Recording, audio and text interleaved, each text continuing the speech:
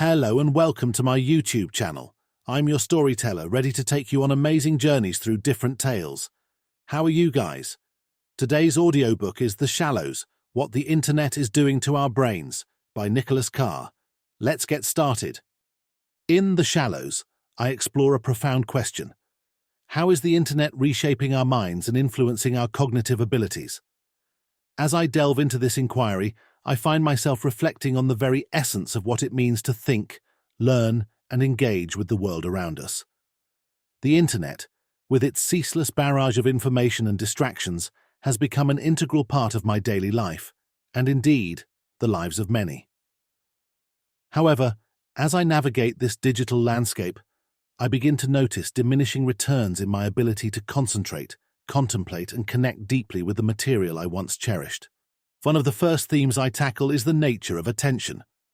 I recognize that my ability to focus has been compromised by the constant interruptions of notifications and the lure of hyperlinks. I cite studies showing that the average person now checks their phone over 100 times a day, leading to fragmented attention spans. I lament the fact that our brains are wired for deep, focused thought, yet the internet encourages a superficial engagement with information.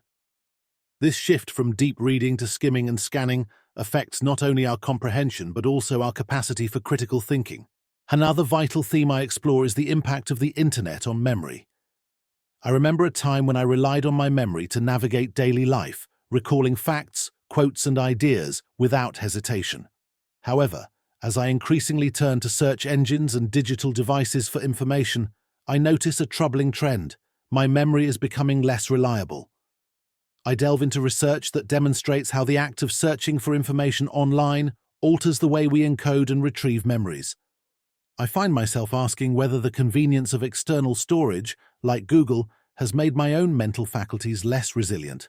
In my exploration, I draw on the work of cognitive scientists who argue that our reliance on digital devices creates a kind of cognitive outsourcing. I can't help but feel a sense of loss as I consider how the internet has supplanted my own capacity for recall.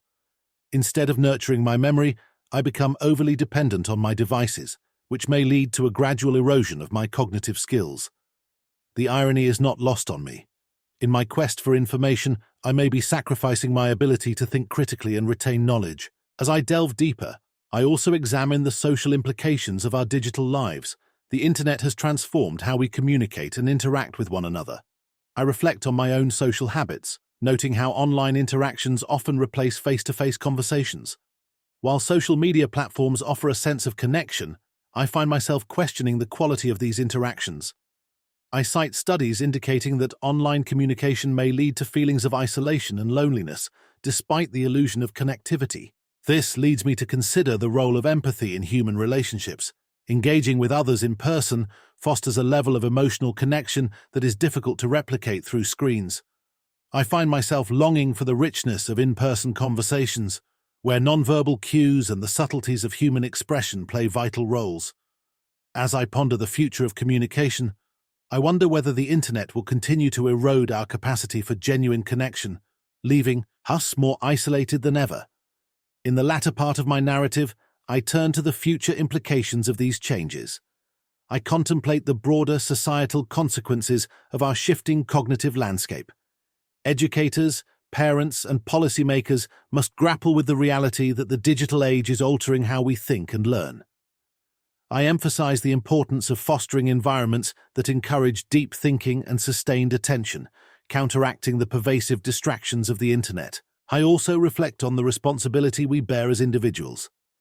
As I navigate this digital terrain, I recognize that I have the power to reclaim my focus and develop healthier habits. By consciously choosing to engage in deep reading, limiting my screen time, and prioritizing meaningful interactions, I can counteract the detrimental effects of the internet on my cognitive abilities. In The Shallows, I aim to illuminate the ways in which the internet is reshaping our brains, our memories, and our relationships. The lessons I draw from my exploration are not merely cautionary tales. They serve as a call to action. I believe that by becoming aware of these changes, we can take proactive steps to reclaim our cognitive capacities. The journey is not just about resisting the allure of distraction, but about fostering a deeper connection to ourselves and the world around us.